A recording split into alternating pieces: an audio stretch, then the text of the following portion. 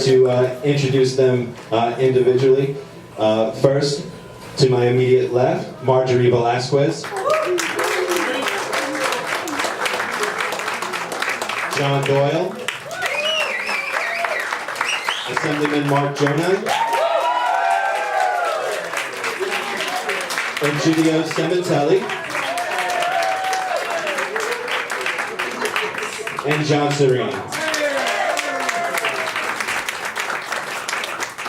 We do have, just to be open, we have one candidate that his petition is in question right now. He probably explained it, but I think as a fair compromise, since we don't know if he'll be on the ballot, we're going to allow him to make a 2-minute presentation. Unfortunately, because he's not officially on the ballot yet, he won't be participating in the forum, but you can keep on top of his campaign and follow up if it goes to Victor Ortiz. Thank you. Good evening, everybody. Today's a wonderful day, and I'm very honored to be here. A couple of months ago, my journey to be part of this process began at home with my family, looking at my community. Poor sanitation, potholes, Hurricane Sandy, and speaking to the candidates made me feel that none of them were addressing the opioid epidemic. We're addressing the issues of the community where I lived, where Hurricane Sandy destroyed most of the houses in that neighborhood. We weren't addressing issues of education.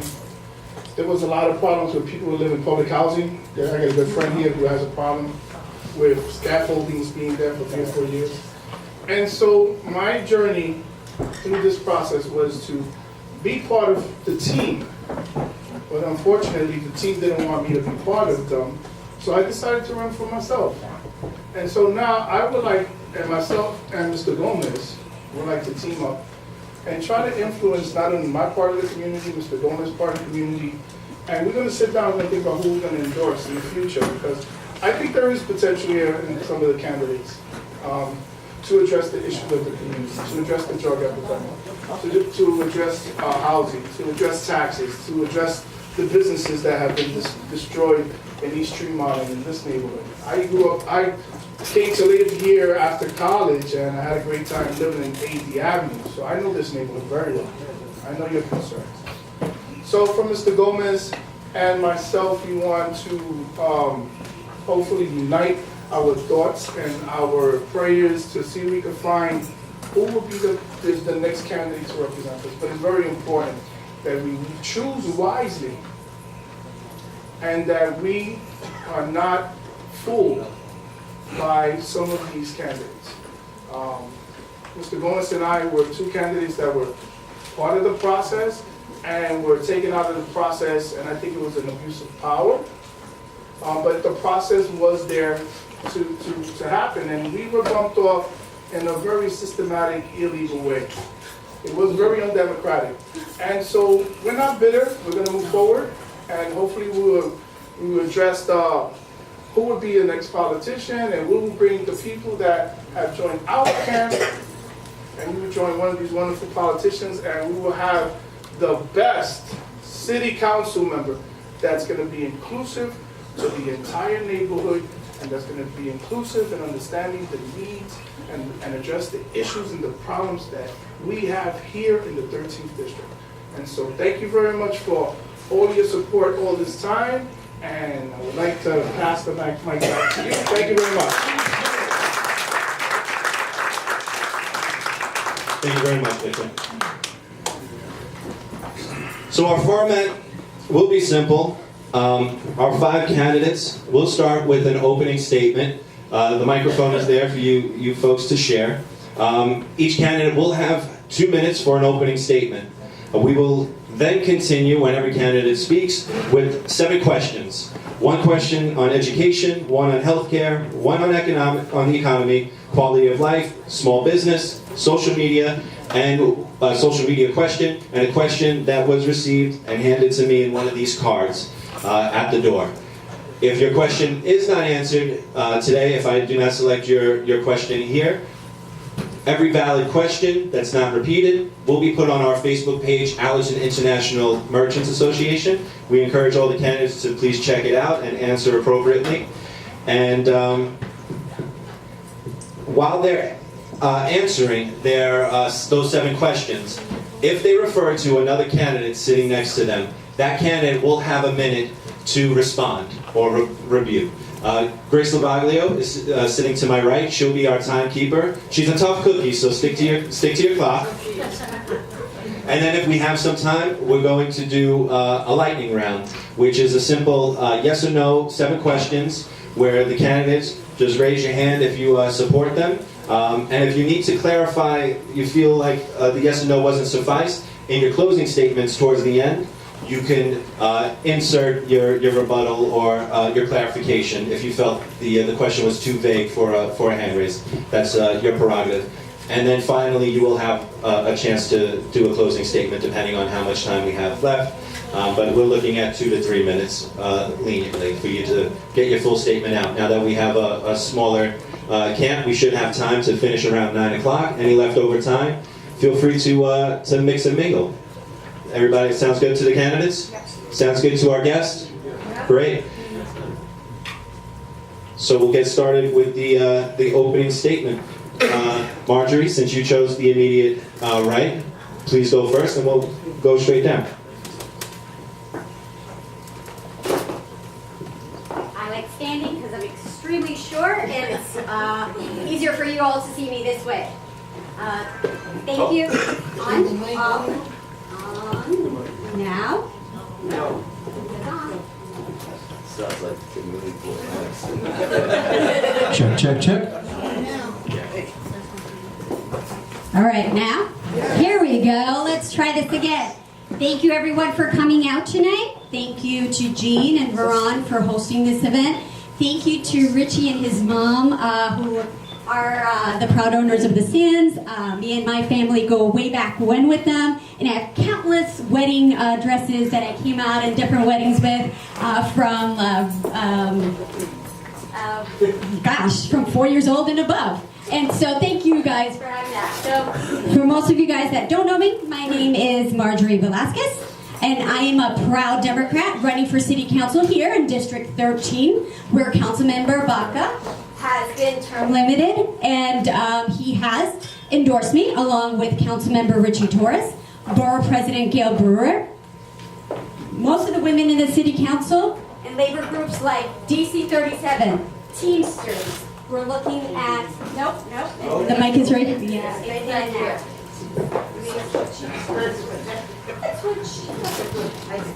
How about now? There we go. All right, so once again, labor groups were CWA, DC 37, Teamsters Joint Council 16, and none of this at all would have been possible without those 2 right here.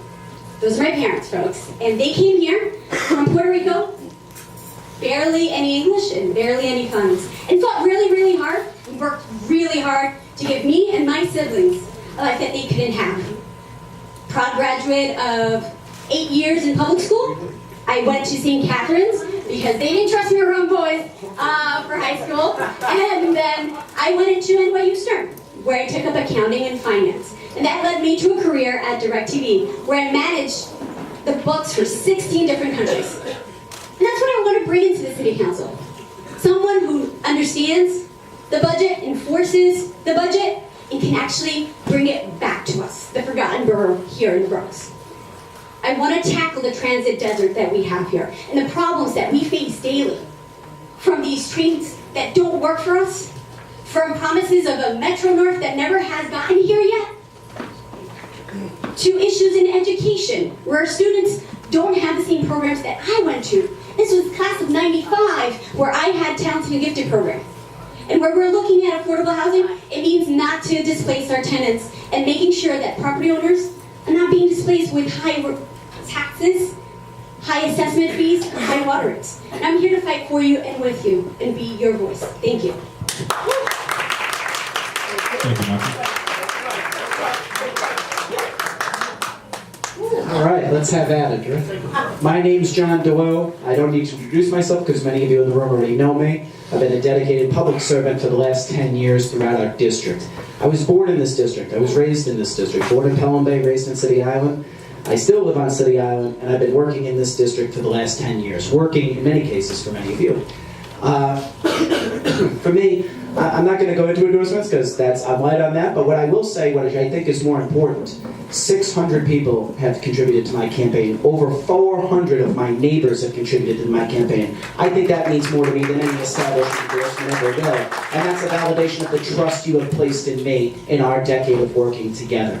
We face real challenges. We need real leaders. We need people with a proven track record, with integrity, with experience and independence to get things done. In my time in Allerton, I've been involved in fighting over development, 1464 Esther Avenue. I was one of the people testifying at continuous meetings to the BSA to try to hold that project and slim it down.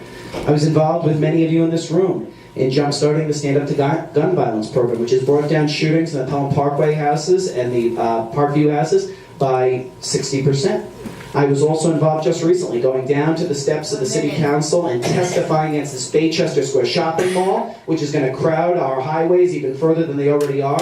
I'm sick and tired of people talking about economic development in this borough being another shopping mall. We don't need one. We need new thinking, new ideas, fresh blood, and a new way of going. So I hope to earn your support. September 12th is the primary. My name is John Doyle, and look forward to speaking to you all soon.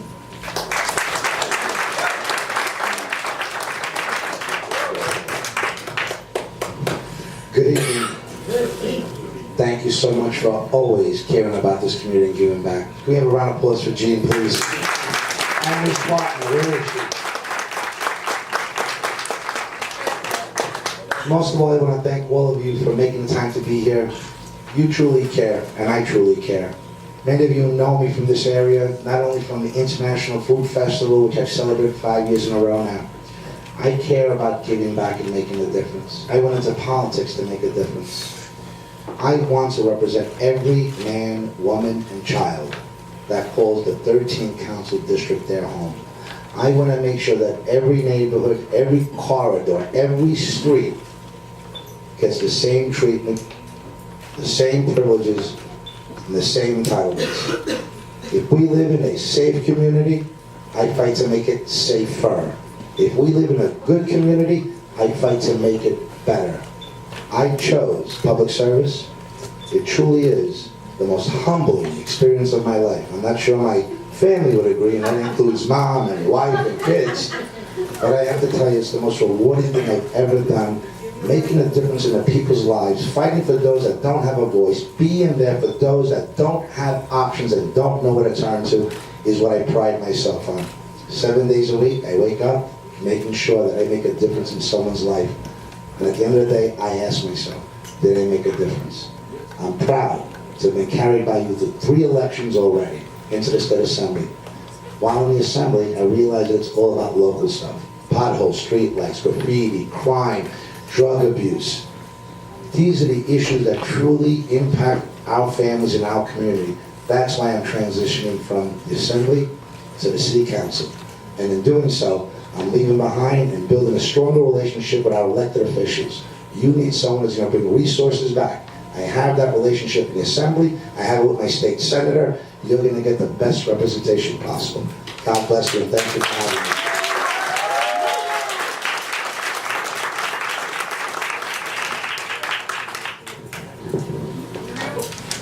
me. Good evening. My name is Cementelli, Egidio Cementelli. I'm a Democratic candidate for the primary of September 12th. I've been endorsed by 3,200 residents of this community who signed my petition. 3,200. I want to say tonight, your problems are my problems. I've been serving also. I've been a volunteer for over close to 30 years. Never got paid for it. Not even a cup of coffee. But today, especially today, yesterday I received a mailer from our politician saying how crime and more police are coming to our community. Some of you have received this, right? 2 blocks away, there was a shooting today. 2 blocks away. It's all over the news. What do we have in response to this? A flyer. 1 minute? Thank you. And how does our mayor respond to this? He hires 500 new traffic agents. Not one police, not one additional fireman, not one additional sanitation, but 500 additional traffic agents. This is the response of our problems. I share those problems. The decision you're making here tonight is who are you going to send to City Hall? Who are you going to send to fight Mayor de Blasio? The worst mayor I've seen in a lifetime. The worst, and I'm a Democrat. I don't see any other Democrat criticize. In fact, they're all endorsed them or somehow running with them. 500 new traffic agents, not one police officer, young woman was shot 2 blocks away. That's the reality of life in this community. Remember Cementelli, the only voice you will have in City Hall, not politically connected, not like any of these other candidates. Remember Cementelli, Egidio Cementelli. Thank you. Good evening, everyone. I want to thank Gene and Veronica and the Allerton Avenue International Merchants for putting this together. You guys are great for coming out. It shows that sport really wants to help this community and the 13th District. So my name is John Serini. I'm the only Republican candidate running. I currently have the Republican endorsement, I have the Conservative line endorsement, and I have the Reform Party line endorsement. So tonight I'm here amongst the Democrats, and it's important for everybody to know that there are choices, and it's not only about voting Democrat in November. So I won't be on the ballot in September, as some of the people have put out all over social media, but I will be on the ballot in November. So let me tell you a little about myself. I was born and raised in the Drives Neck section from immigrants' parents, and being raised throughout the public school systems, we see the struggles of the public schools. I have 4 children who also went through public school straight through 8th grade. One of my children went through Bronx High School of Science. Thank God he was able to get into that school. And I was also a product of Lehman College. So, going through the system, I know firsthand what you and your children are going through. I'm also an accountant. I graduated from Lehman College with an accounting degree. I worked at St. Barnabas Hospital for 3 years. After that, I decided to go into my own private industry, and I opened up a business. So for the last 25 years, I've been my own business owner on Tremont Avenue. I was the one who started the Throgs Neck Merchant Association. If you guys ever go to Throgs Neck during Christmas time, you see the beautiful light display. I'm proud that we were able to get that together. It cost us about $30,000 every year through all the merchants. I've done things throughout the community with other organizations, such as starting up nonprofit organizations for the Edgewater Park Community Association, and recently Northeast Bronx Farmers Market Association. As an accountant, I love to donate my time to good causes like that. I will be here as your voice. I've been doing it. People call me all the time. If you guys follow me on Facebook, you'll see people reach out to me, even not being a politician, because you don't have to be a politician to care. And all you have to do is listen to the people of your community. And whether I win or lose this election, and I sure hope that everybody votes for me and I win, but whether I win or lose, I will be here to continue to represent you in the 13th District. Thank you. God bless. Thank you. Can everybody hear me with this microphone? Okay. Thank you, candidates. That was very, very well done. Starting first, the education question. And we're going to start with Egidio Cementelli, and John Serini will follow. The question is, are there any, education again, are there any plans to address teacher attrition, especially in renewal schools? Retention and hiring is difficult, and the disparity of one school versus another is alarming. Also, what is your plan to keep students and teachers safe? This is from an educator in our neighborhood. It's a two-part question. Thank you. Attrition, well, people are retiring. City employees retire all the time. Do we have a lot of young teachers? Of course, they're out there. Most of the young people are taking education courses. We have a streamline. Actually, we need to actually streamline the streamline. Now, a teacher who graduated can get her certificate and teach in the school while working for her master's in New York City. We have plenty of those young teachers. We need to increase that. We need to streamline it. I believe a teacher must maintain 6 credits while they're working on their master's teaching degree.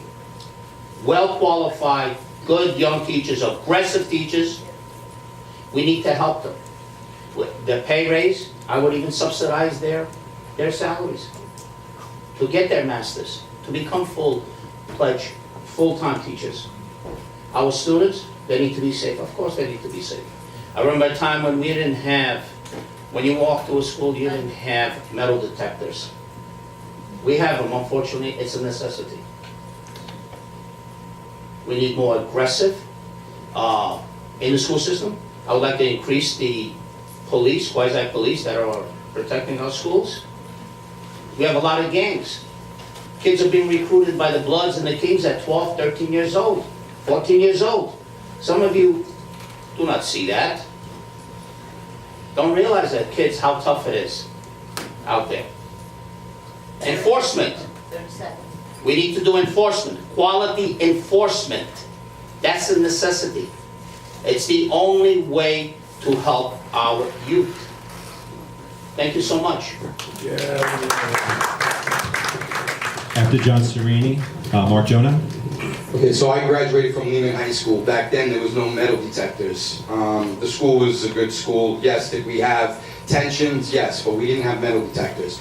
Back then, when your parents told you to do something, you did it. Back then, when your teachers told you to do something, you did it. Today, my brother, I'm proud to say, is a school teacher at Lehman High School. He goes through metal detectors every day. His students go through metal detectors every day. If you guys aren't aware of this, Lehman High School is broken down into 6 schools.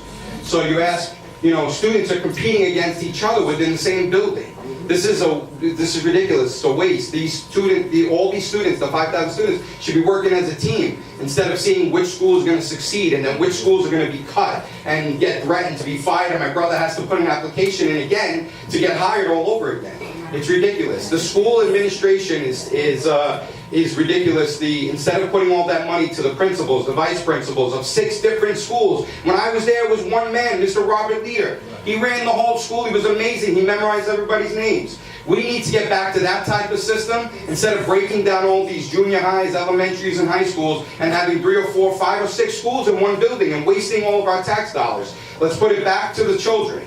We need to make sure that our kids are educated and not have so much money at the top at the administration.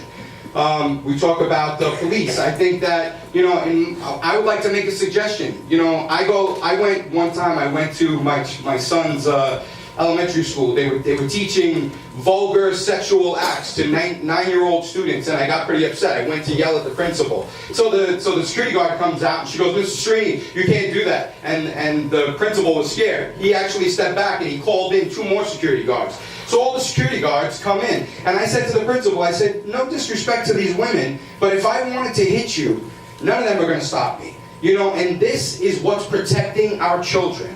We need to have our children protected by real security. So why not have a police officer that's ready to retire? Put him in the schools. At least the man has, or the woman has experience. They know how to protect. They're real security officers. They're police. Why is the city entrusting our most valuable assets? Forget about homes and money in the bank. What's our real assets? What's our real value? Our children. And they're being protected by people that can't run up a flight of stairs in the event that there's an emergency. Thank you. This is what we need. We need better security for our children.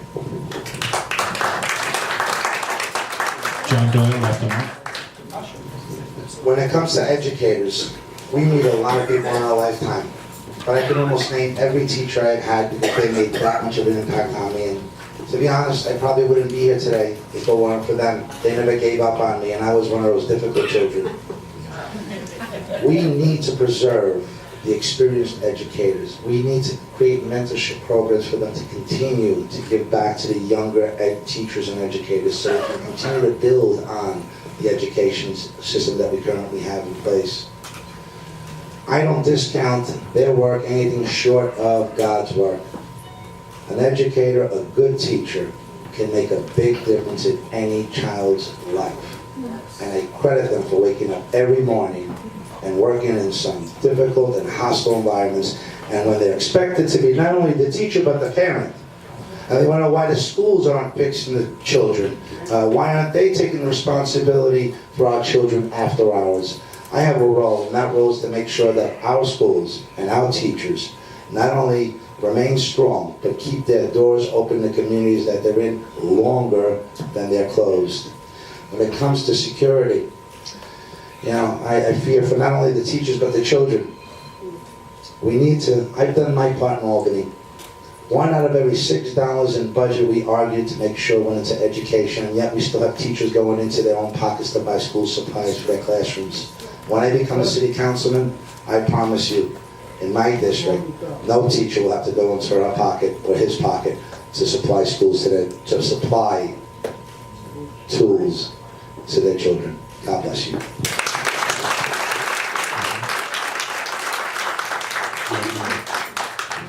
First, I'm going to take the first minute to kind of address what we're talking about here, which is attrition. And the fact is, listen, it's a new generation coming online. We have to do what we can to preserve our other teachers, their wealth of experience. One of the things I've pledged to do, if I'm the council member, is have a kitchen and cabinet, an advisory panel of retired and experienced educators to help us talk about different strategies to preserve our schools and look at things at the micro level where I think we can make that difference as the council member.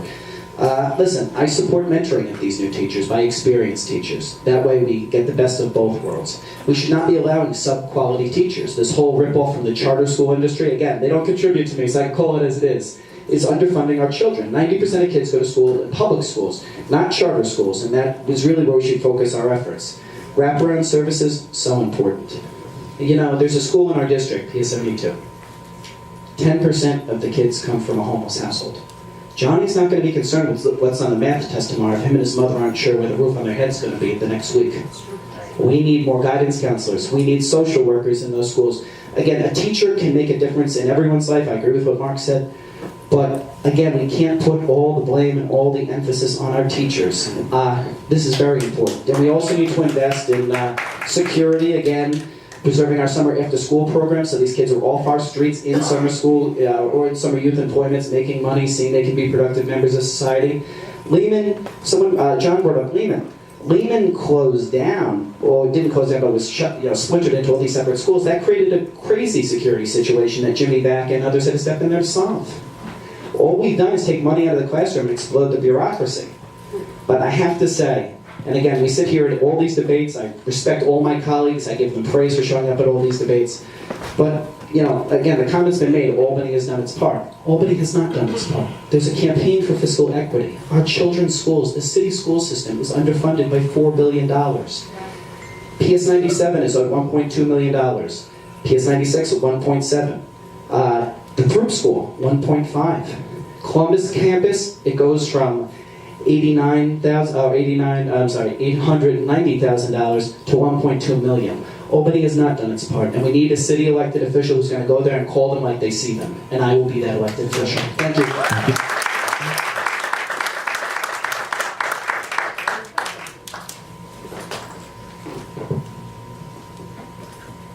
Like I mentioned before, I spent 8 years in the public schools within the district. Part of my education was arts and music. It's not there anymore. Talented and gifted. It's not there anymore. My old middle school is split up into 4 separate schools. What are we doing? Like John mentioned, Lehman's now 6 schools. Guess what? The biggest problem is charter schools. We have to make sure that we're funding our public schools. So that way, these for-profit entity charter schools are not making money off our backs. We work hard for our students. We work hard for our children. We take them to school for what? So that they could be robbed in education to benefit someone like Eva Moskowitz who makes $500,000 off our backs? Is that fair? No. And that's why I support our teachers and that they need to get additional salaries. Our students need more after-school programs. Our students need music and arts. And that's why I am working with different organizations like